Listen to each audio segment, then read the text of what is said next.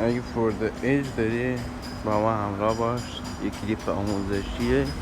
دوستان امروز در خدمتتون هستیم با ماشین فورد ایج. اونایی که فورد ایج دارن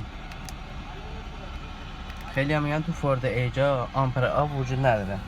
این صفحه نمایشگر شما درسته؟ تو گزینه اول کلید سمت راست میزنی، کیلومتر و آمپر بنزین میاد بالا. یه بار دیگه که بزنی دور موتور و پمپ بنزین. گزینه بعدی که بزنی آمپر آب و دور موتور و بنزین میاد بالا. به همین راحتی. لایک، سابسکرایب یادتون نره تا آموزش‌های بعدی.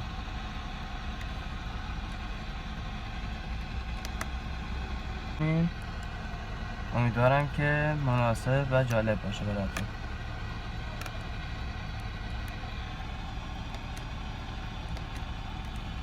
یه بار دیگه مرور میکنیم.